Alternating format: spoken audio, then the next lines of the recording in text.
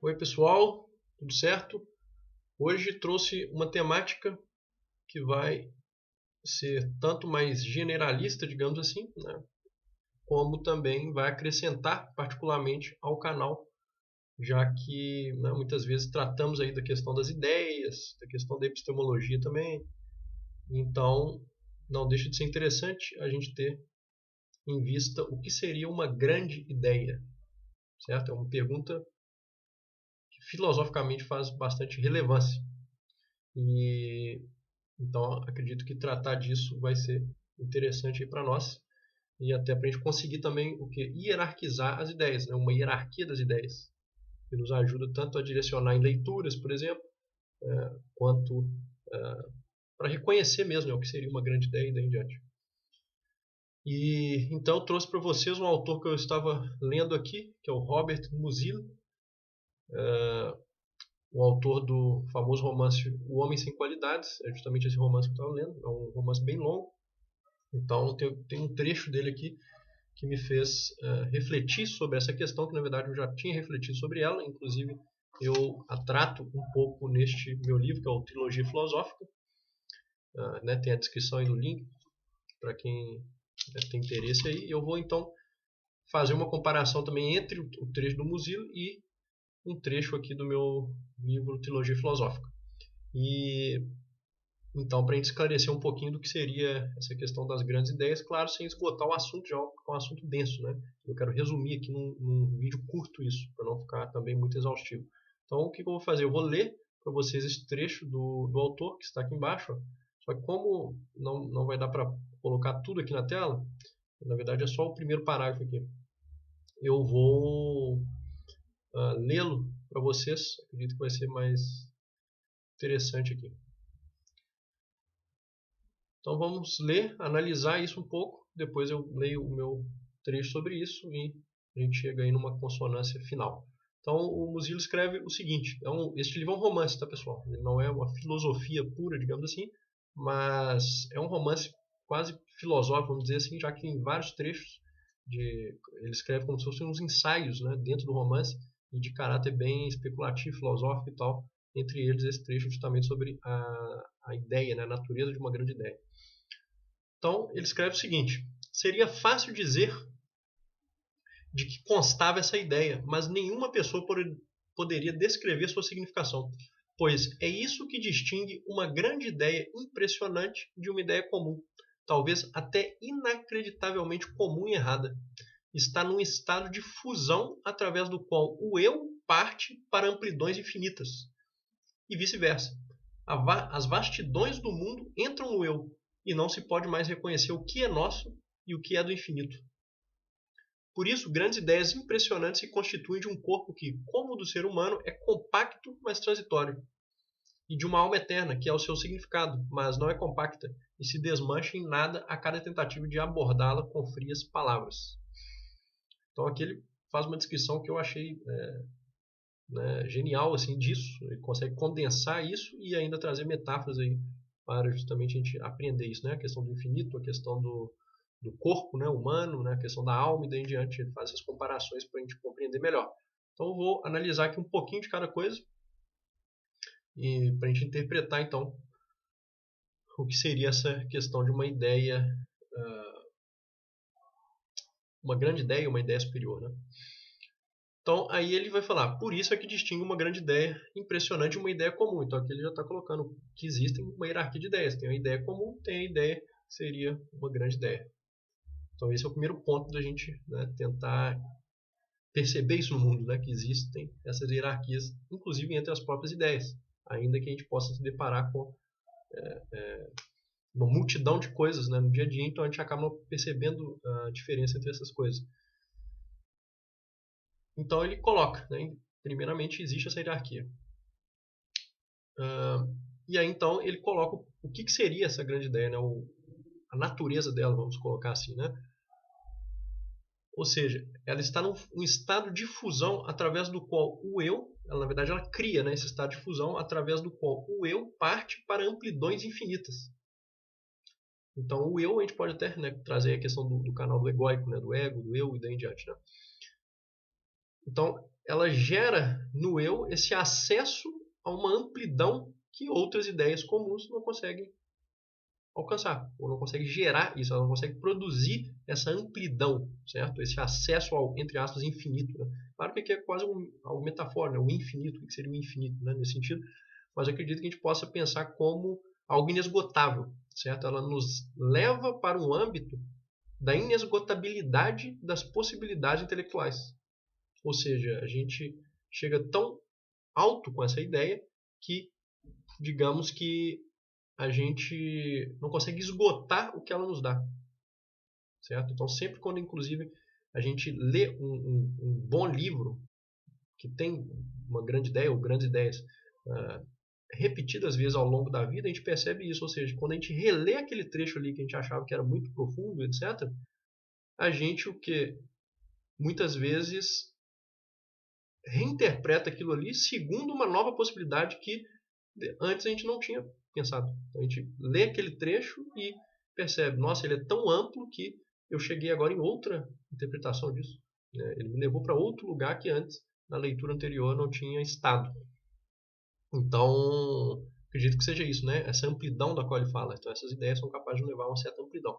E aí ele coloca, e vice-versa. Ou seja, as vastidões do mundo entram no eu. Então, em qual sentido acredito que ele está colocando aqui? Claro, isso é uma interpretação minha, tá, pessoal? A outra pessoa pode interpretar esse texto de outra maneira, né? Mas minha interpretação disso, assim, superficial, porque a gente poderia ficar muito tempo só num trecho aqui, basicamente é que ele está colocando, tá? Este eu, ele pode se abrir para essa amplidão. Mas, por outro lado, existe já essa amplidão no próprio mundo. Né? Ou seja, a própria natureza, pela sua grandeza, ela nos oferece essa amplidão, essa vastidão. Então é como se essa ideia também, ao captar essa vastidão que já existe no mundo, ela consegue trazer de volta para o eu. Ou seja, existe um duplo movimento. Né? Quer dizer, o eu percebe a sua grandeza porque ele consegue interpretar aquilo ali e criar muitas interpretações. Mas também o eu percebe a amplidão da própria natureza, ou seja, aquilo que já existe no mundo concreto, e daí então ele faz esse duplo acesso, né, a essas possibilidades interiores, mas também as possibilidades do próprio mundo. Né? E aí ele fala, as vastidões do mundo entram no eu, e não se pode mais reconhecer o que é nosso e o que é do infinito. Ou seja, como se a gente fundisse, né? Ou seja, como se fundisse, né, o eu com este próprio mundo, no sentido que a gente, ao entrar ou acessar essa possibilidade de vastidão, aquilo ali pode nos tomar de tal maneira que o resto não interessa mais, certo? Bom, muitas vezes quando você acessa uma grande ideia pela primeira vez, você tem uma espécie de espanto, né? E muitas vezes o espanto, ele não é mais que isso, né? Ele não é mais do que o fato da gente emergir completamente dentro daquilo ali por um instante que seja, né? Isso não é que isso vai ser por horas, né? Isso é uma questão de instante, talvez, né? Que ele trate aqui. E claro, e depois racionalmente, né, você vem ali com a questão racional e daí em diante, e você trabalha aquela ideia ali, ampliando seus sentidos, né, pensando sobre aquilo. Mas quando a gente pensa no insight, na questão da intuição, na questão momentânea ali do acesso a essa grande ideia, muitas vezes o sentimento é justamente esse, de que a gente está como que paralisado por aquilo ali, né? E até então a gente voltar para uma questão de uma normalidade, né? Devido ao impacto que essa ideia pode gerar. E aí ele completa. Por isso, grandes ideias impressionantes se constituem de um corpo que, como o do ser humano, é compacto, mas transitório. Acredito que ele está pensando ali que é um invólucro, talvez, inclusive, conceitual desta ideia. Né? Ou seja, a gente tem uma palavra, um símbolo, que é o corpo daquilo ali. Esse corpo pode ser transitório, porque, por exemplo, as línguas mudam. Né? Ou um conceito ele se esgota de acordo com a época. Se as pessoas ficam repetindo aquele conceito ali, elas esgotam. Se elas ficarem repetindo, não a ideia em si, mas, né, aquela palavra, etc., ele pode se esgotar. Ou seja, você tem um símbolo que seria o corpo daquilo, né? Embora ele não fale com essas palavras, acredito que ele esteja fazendo talvez uma alusão a isso. Né? E ele completa, mas de uma alma eterna, que é o seu significado. Ou seja, você tem o significante ali, mas você tem o significante não, você tem o símbolo, né? Mas você tem um significado também. Então, esse significado ele coloca aqui que seria, entre aspas, eterno, né? no sentido de que mesmo que esse símbolo mude, né, esse significado vai continuar vivo e ele vai ser como que ele vai continuar como uma grande ideia, digamos assim, né? Aí ele fala de uma alma eterna que é o seu significado, que não, mas não é compacta e se desmancha em nada a cada tentativa de abordá-la com frias palavras, né?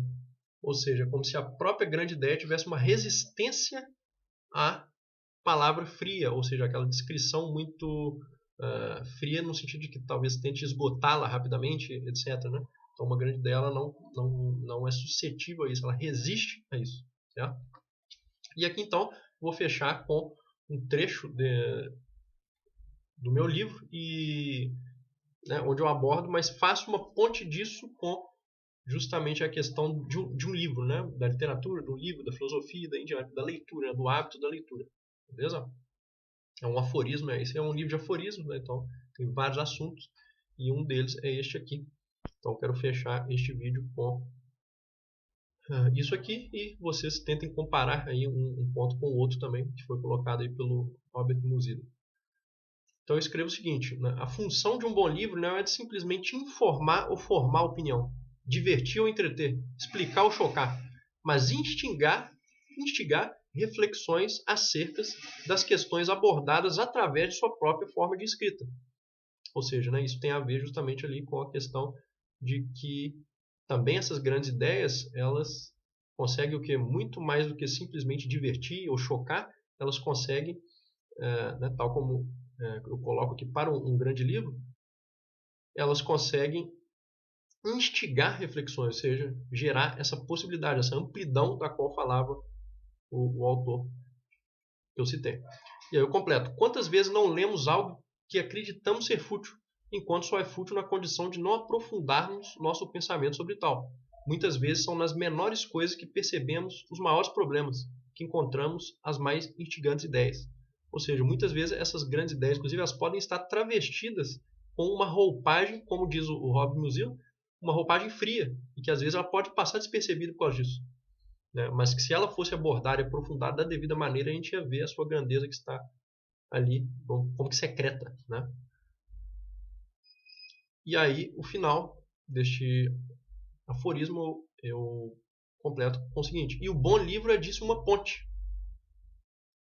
na medida em que consegue construir os meios capazes de despertar fantasia. Aliás, consegue construir os meios de despertar a fantasia capaz de nos mover ao aprofundamento, mesmo ali onde isso parecia até então não ser possível. Então, este grande livro, assim como uma grande ideia, né, o que ele consegue? Ele consegue justamente construir esse meio de que eu falei antes aqui. E, mais precisamente, ele pode resumir isso no sentido de que ele desperta essa fantasia. O que seria essa fantasia? É justamente, traduzindo ali na linguagem do Robert Musil, esta amplidão, certo? Ou seja, essa possibilidade infinita, esse acesso ao infinito, que a fantasia é como uma capacidade nossa, né, de produzir fantasias. Né? Fantasia não no sentido de um filme de fantasia, não, nem de um livro, né, mas a fantasia no sentido quase como uma potencialidade humana, né, a capacidade de fantasia. E esse uso da palavra fantasia, ele vem lá da estética. Né? Quem já leu sobre estética, filosofia da arte, etc., vê que alguns autores trazem esta questão aí do conceito de fantasia. Né? E então esses grandes livros, grandes ideias, eles fazem essa ponte, né, capaz de abrir esse leque de possibilidades e, portanto, ampliar essa questão da fantasia. Né, que eu digo aqui, a fantasia é capaz de nos mover ao aprofundamento. Então, quer dizer, esse despertamento é que nos move para um aprofundamento.